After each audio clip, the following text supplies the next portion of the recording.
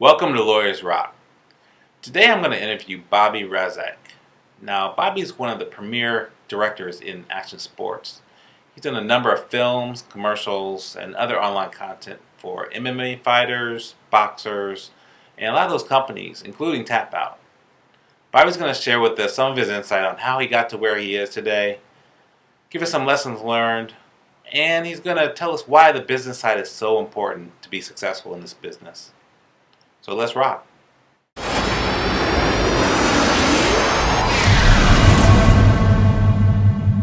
Bobby, welcome to Lawyers Rock. I've given the audience a little background, but why don't you tell us a little bit about who you are and what you've been doing?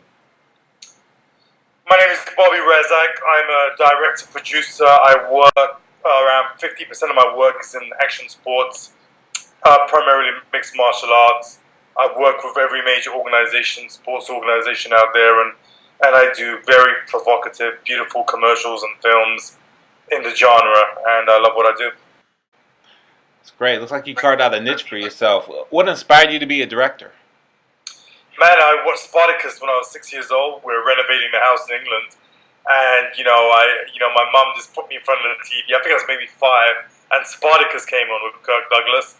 It's a Stanley Kubrick film. Have you seen it, Rich? That original film? Or? Yeah, I saw it. Yeah, Kirk Douglas, and I was just inspired, man. I was like, even as a kid, I was like, man, there's something inspiring about what's happening in the screen, and I want to be part of this. I want my work to be part of this. And so what I did was, that really, at that young age, fueled the fire.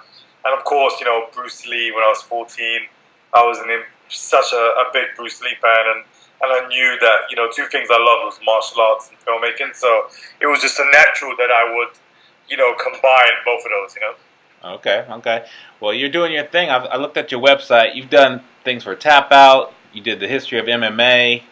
You even had a video on there about George Lucas. Where'd you get your inspiration to become a director?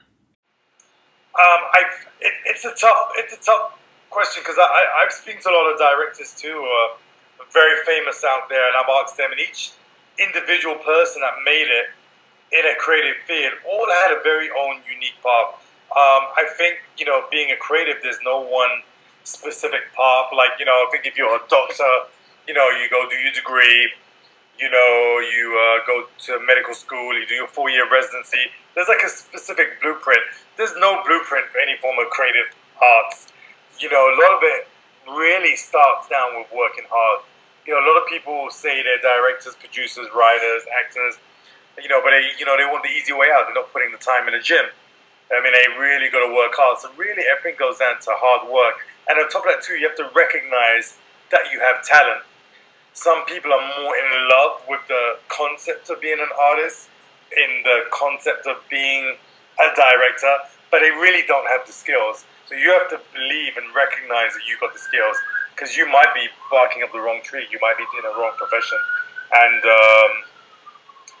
it's a brutal profession too, man. I know guys who are 50, 60 years old, Rich, still ain't got a pot to piss in, and, they still ain't booking any work. And, I love these guys, man. They're great people. But at some point, I think there was an inability to recognize that you might have the talent. I think in anything you do in life, you have to see that you have the talent. It's not also about, I just want to be a director.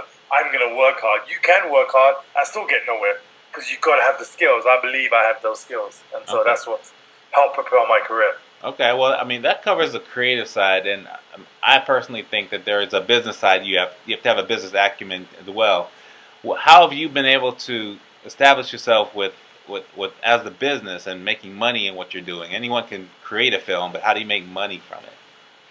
Well, yeah, that's another great. I mean, at the end of the day, you have to build relationships, and you have to keep these relationships. And a lot of my work was a result of me building brands and relationships and other similar, and also seeing greatness in other talent, other artists that I had a feeling were going to rise to the top.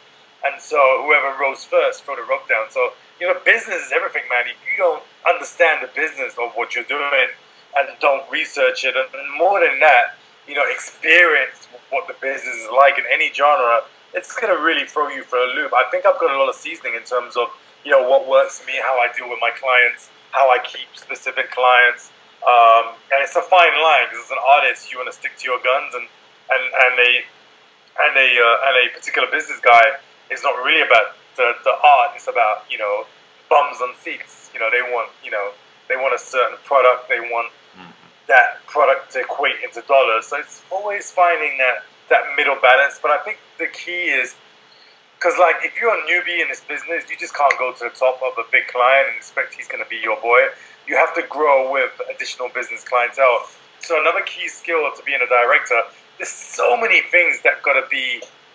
It's so intricate. Sometimes, Rich, it's like it makes me wonder how anyone ever does it. But not only do you have to build your relationships with certain business clientele, you also have to make sure that you pick certain clientele that's going to rise with you. There's no use picking Joe Schmo and he's going to do jack shit. You know what I mean? You got to pick Joe Schmo, but Joe Schmo is going to be the next billionaire founder of Tap Out, Charles Mars Lewis. So it's many variables, and you also got to trust your instinct, and you got to align yourself with the right people while you're climbing. And at the same time, if you're a beginner, Steven Spielberg or George Lucas ain't gonna want to talk to you. You got to get to a certain position first. So being a beginner trying to break in, you have to align yourself with the correct, with people who are going to grow with you, believe in you. Okay, and I see you've done that. You're actually with CAA. How did that come about? How do you get into CAA? Man, it's like there's no mystery to it, Rich. They just invited me to screen Mask, and the next day they just offered me a deal. I have a very funny CAA story with you. 10 years, maybe 13 years, 12 years ago, I did my first movie, Rites of Passage, and there were 2 agents from the CAA. So what they did was, they came to my screening in the factory, there's a whole big buzz, and they were bugging me to represent me, and they were CAA. And at that time, the deal was that if they rep me, they would take 10% of my Rites of Passage movie. That movie took me 4 years to make, so I was a little bit cautious. I didn't want to give up 10% of my life and sweat to these guys that just walked into the office while I gave so much. So I took my time at that particular time. They were taking me out, we were going back and forth. After 3 months or 4 months of whining and dining me, I said yes. I never heard from them again afterwards. And that's just crazy, bro. That's just how this business is. It's full of flakes, it's full of weirdos. And, in terms of CEA, there was no big mystical story recently with my recent signing. It was just, they invited me to come to they invited me to screen Mask at CEA. A couple of big directors wanted to watch it. They were fans of Charles Mars Lewis. Also, the head of sports at CEA was very close friend to Charles Mars Lewis, and he repped him. Now he runs the entire sports division of CEA. His name's Howard Nunchi. Very, very powerful sports acquisitions guy in the world. And the next day, man, they just called me and said, "Hey, can we rep you?" And I was like, "Hell yeah!" So that was it. Amazing story. Well, I know you're gonna give everybody everything straight. So I really want to know, like, when you had challenges throughout your career, like, did you ever feel like you wanted to quit, or how did you overcome those times when they were really challenging in your career? I love stress.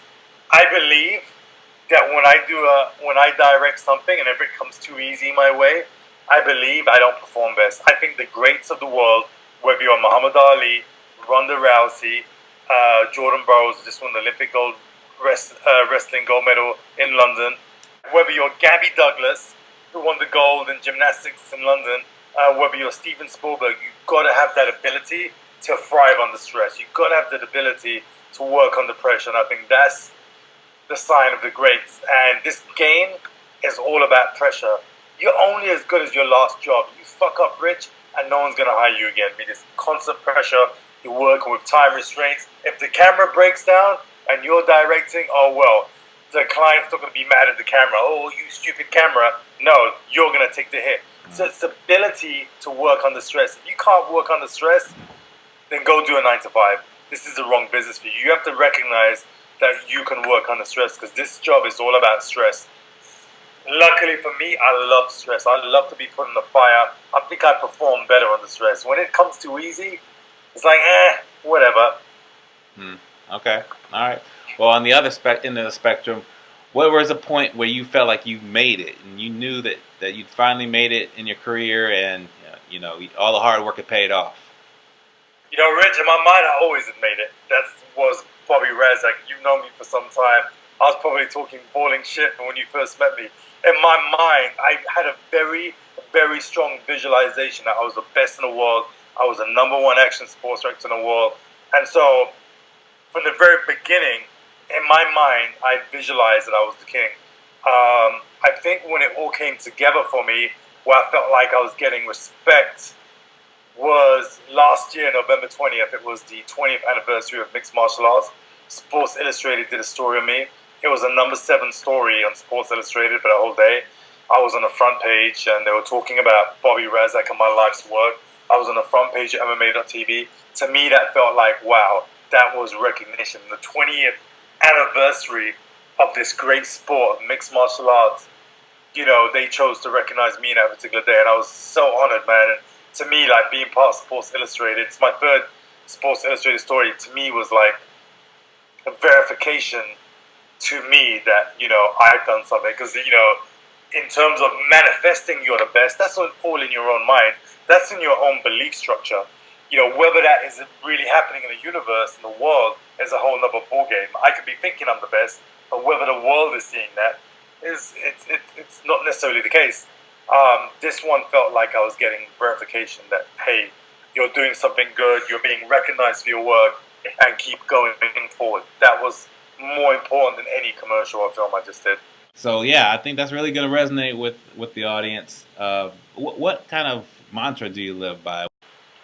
I do or die, bro. I mean, there's no tomorrow. I've got a couple. For me, it's do or die. There's no room for failure. It's either death or failure. I don't want to be in a situation where I'm 80 years old, 70 years old, and I didn't do my dreams. I'd rather be dead. I grew up in Tottenham. I was born and raised in Tottenham in London, England. And I think the reason why I got the kind of mentality I have right now is because, you know, in Tottenham, no one gave us a chance. You know, it's a very, very economically poor environment. All of my friends are dead. I went to my 100th year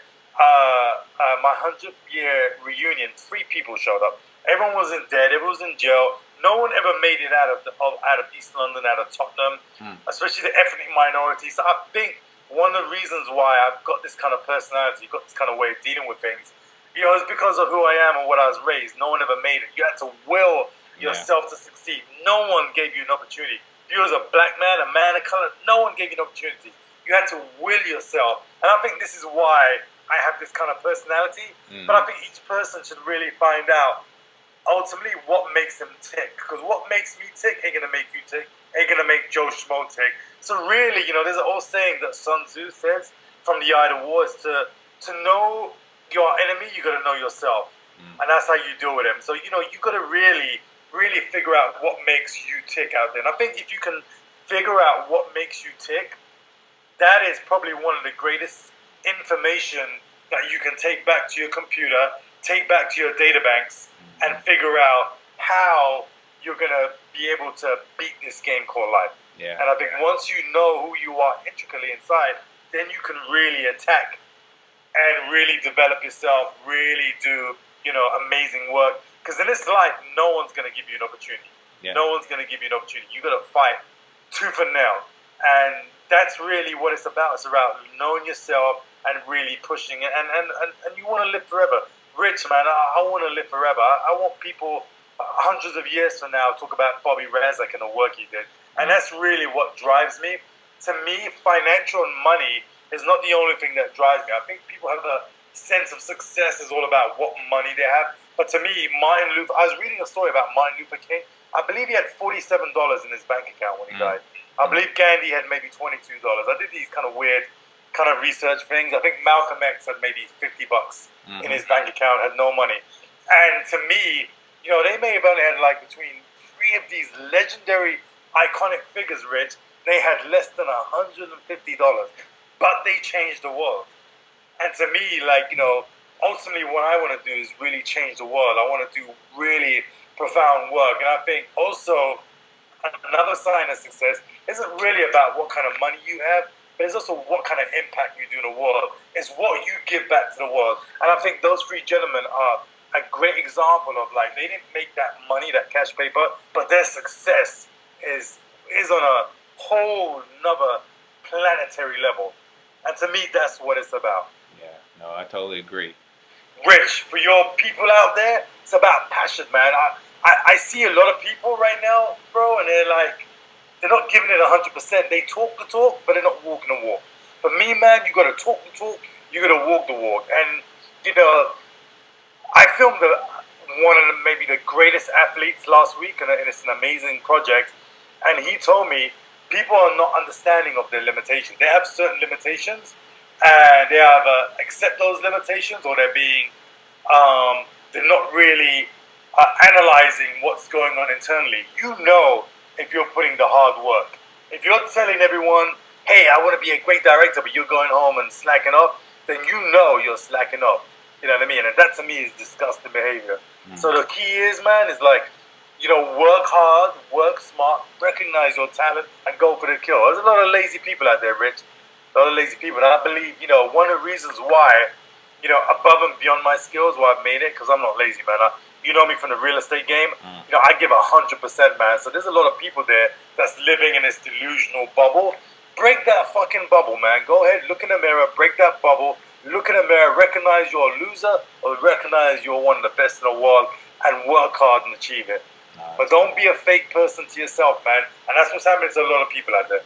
Sorry for going on that. Okay, no, that's good. It's all good stuff. Tell us what projects you're working on right now. Hey, Rich, I have an amazing film coming out called Mars. It's on the life and death of Charles Mars Lewis, the billionaire founder of Tap Out. I just finished my first boxing film called Fallen Soldier, on the life and times of a fighter by the name of Gerald McClellan. I just signed a deal for a new movie. Started filming last week. Can't talk about it.